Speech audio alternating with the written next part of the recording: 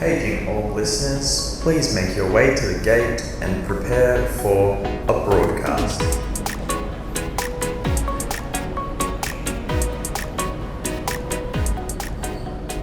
Okay, well, hola everybody. Sorry, what? Hola, Hola, class. because we are in Spain. Granada, Spain. and this is the first episode of a broadcast. Yeah. The Like podcast, but abroad, abroad. the first of its kind, you could say. Yeah.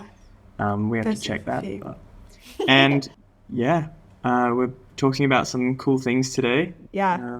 Josh had this idea before we left to do a broadcast, and it's kind of just coming to fruition now. 4 months in. 4 months in, but I think it's a great idea. We just want to say a little bit of stuff about, kind of what we're doing, some stories, some tips. Yep.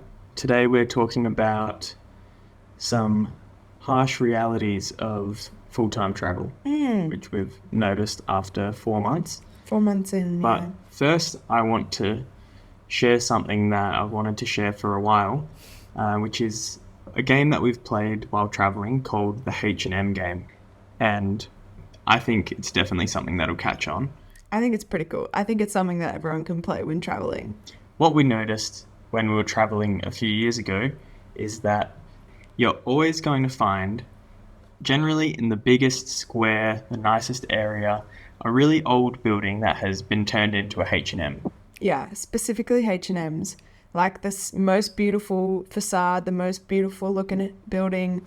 And you're like, oh, it must be like A museum. or like library or something. And it's a H&M. Mm. And it's kind of disappointing every time, but it's also classic now. It's like the main shopping district. Yeah, but now what we've done is, after seeing so many, we started to expect it to the point where we were looking for H&M. Yeah. And then we started adding points to the game, where whoever spotted H&M first would get a point. Yeah.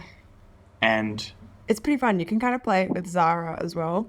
Zara's another one that like really is in the spot right next to H&M usually, Yeah. or like diagonal to it or something. So if you see a Zara, there's a H&M nearby as well. Usually. One of them is definitely piggybacking off the other in terms of, it's like how you always see Hungry Jack's next to a McDonald's. Yeah, they know where the placement is. Exactly. I don't know which one's doing the research, but they're staying in the same spot. But all you have to do is this would only really work if you're traveling with someone else, but Yeah. you go to a place and whoever spots the H&M first is Gets a the point. winner, and they get a point. Yeah, we've included some H&M homes as well. Mm-hmm. Used to be half a point. We've kind of considered them to be a full point now. Yeah. Sometimes they're separate. And there's a few rules, like I think definitely a rule, you can't look at your maps to see where the H&M is. Yeah, if you spot it on the maps and then direct the person there, that's a bit unfair. One H&M, 1 point, so you can't spot it the next day. Correct. Once it's spotted, it's been spotted. Anything else? I think that's all. You can pretty much do whatever you want Yeah. in terms of distractions or... We're not gonna pull you up on this game, but enjoy. It's a good time, yeah. It's a good way to enjoy the shopping district when you don't have money to spend. That's another good point. That's us. That's us. Yeah.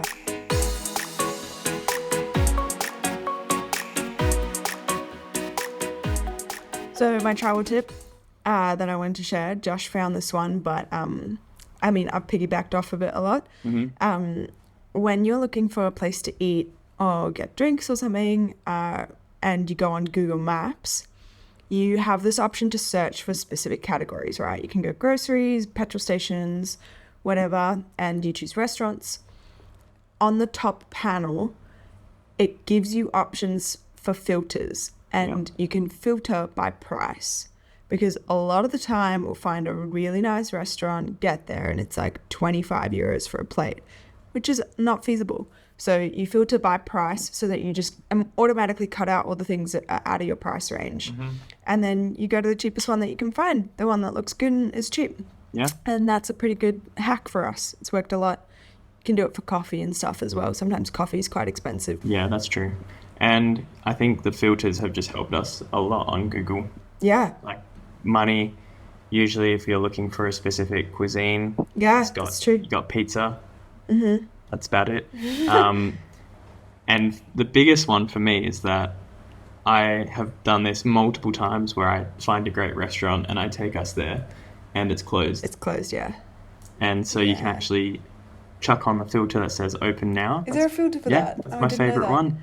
Yeah, that's So I don't essential have for to you. check. I don't have to scroll down and It check. became a thing. It was like a month or 2 months in a row. Like Josh was just every time he found us a spot, it was closed. And look, with Google Maps, a business is only as good as how many times it updates their open hours. So there's always going to be the odd chance that you go to one that's open, but then in reality it's closed. Yeah, that's a very good point. Especially in like Greece and Yeah, France, Italy. Yeah, it's true. It A lot of happens. places are just closed. They lie to you. They lie to you. Yeah, it's like Great. their grandma's birthday or like their great niece's like Sorry. second birthday party. Sorry, we're closed on Tuesday the 12th of... Yeah, and it just happens to be that day. that day. Yeah, it's true. Great travel tip. Thanks. Thank you so much. There's a few more I can think of that are to do with Google, but Yeah. we'll have to go into those We'll go into those another time. later. Don't want to give all our tips too quick. Exactly.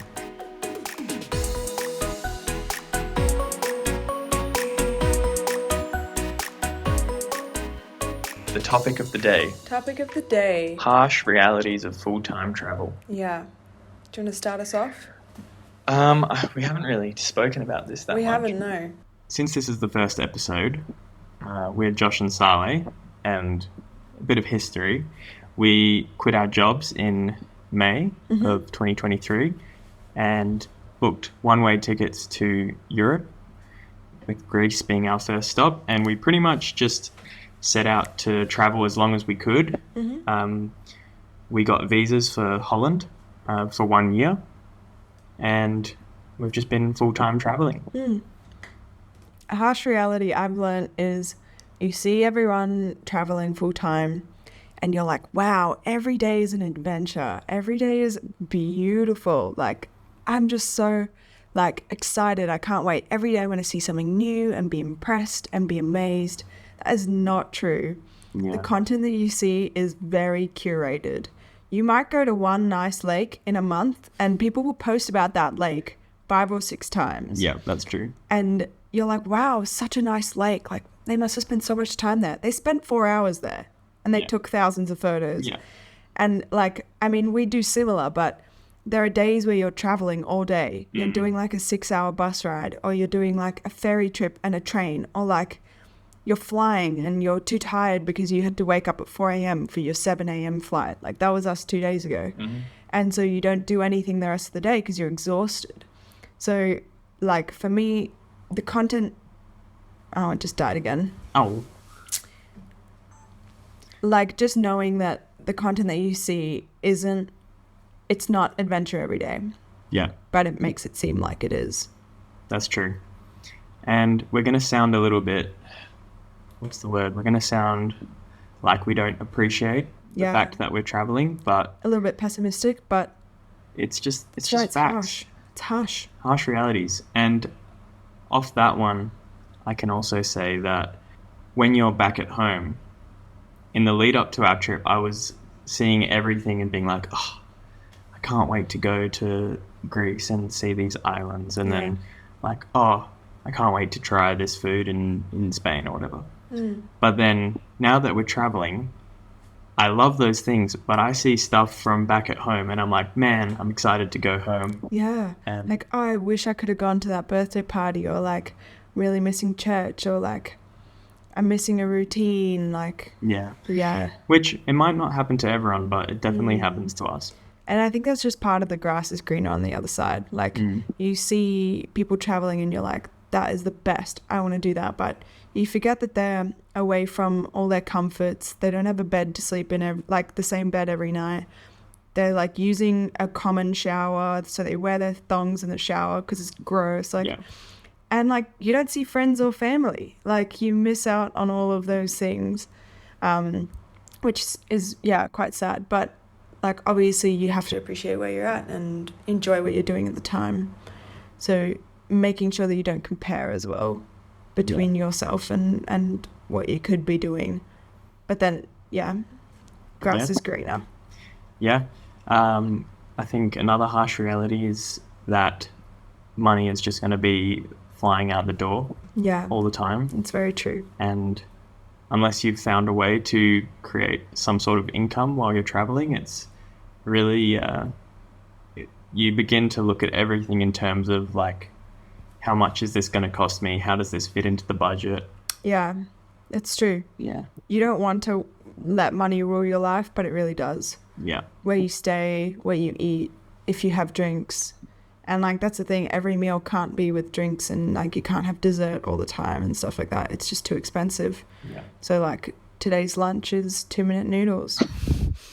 Yeah. Dinner the other night was cornflakes. Like that's just part of it. That's living the dream. Yeah. And we have found ways around this, like by having instant coffee and Yeah. and Instant so coffee is a big one. that'll definitely come in as a travel tip. Yeah, that's very coming soon online A broadcast. on a broadcast. Yeah, but there's a lot of ways that you can save money. But you have to learn them, and it's not fun. Like, it's not a fun part of travel. Yeah, the amount of times we've seen like a nice hotel and we're like, man, Buffet breakfast. Like, one day we'll come back and we'll actually have money. yeah, it's true. Yeah. There's a lot of stuff we've skipped because we're like, oh, one day when we're rich, we'll come back and do that. But not a today thing. That's all right. So, Granada. Granada. We're in Spain. Yep. We spent 2 days in Barcelona, 3 nights, 2 full days though. And what was your initial thoughts of Spain? Well, I had seen a lot of TikToks and reels about pickpockets in Spain or in Barcelona. Yeah. And so I was quite nervous. I caught the train a few times and I was very cautious of people walking behind us, and that kind of threw me off a bit, but hey, neither of us got our phones stolen, so Yeah, we were pretty safe. that's ideal. Yeah. But yeah, definitely Spain is awesome so far. Yeah. I've really enjoyed Granada as well. And like right now, Granada is more small town. It's not a massive city. It's not like department stores. There's no H&M spotting here. But Barcelona, TBD. But Barcelona is very much a tourist hub. Like there's a lot to do. There's a lot to see. Heaps of walking, heaps of food. Really good for tourism. Like a really nice place to be a tourist. But then very tiring as well. But Granada has been very different, very Middle Eastern. Yep. Which has been nice. Hence our cute little lamp in our little comm. Very Middle Eastern. It's really cool. The markets with all the different fabrics and dresses and stuff. Really cool dresses, baklava, Persian food. Yeah, it's great. It feels very Middle Eastern. And it's a lot. I feel like Granada has been a bit cheaper than Barcelona so far. Definitely, yeah. So rapid fire, Sarlé. Yeah. 3 things to do in Granada. 3 things to do in Granada. Number 1, Alhambra, amazing, gorgeous. Number 2, eat a shawarma. Get some shawarma on the street. Yep. And what? Well, I was thinking doing what we did last night. Oh, yeah. Tapas tour. Okay, well, is this my rapid fire or your rapid fire? Yep. Okay, so let's go. Number 1, Alhambra. Number 2, tapas tour. We did a DIY little tapas bar hop. Every drink that you buy, you get free food, which is just insane. Like a free little tapas starter thing. So we did 3 bars, got 3 drinks, got tipsy, and ate, which was great. For 15 euros. For 15 euros. Total. Total, which is crazy. And number 3? Number 3, what would you recommend? I think... I would say wander the streets because there are so many beautiful markets and like it's so cheap. You can buy some like beautiful dresses, tablecloths, that kind of stuff if you're into that. Yeah. For extremely cheap, and I love a market and everything's a market here. So it's really beautiful. Awesome. What else do you recommend? Is that all? That's all. So Alhambra, tapas tour, and market strolls. Amazing. For Granada. Yeah. Yeah. It's a cute place to visit. Yeah. Thanks for watching. or listening. Yeah, thanks for tuning in. This is first episode, so things are a bit shambles at the moment. Yeah, but we hope you liked it. Hopefully. Let us know what you like and Yep. what you don't like. Yeah, can if you want adjust. to get in touch, go to our Instagram. Yeah, Josh and Sarlé. Yep. That's it. Cool. See ya. Peace.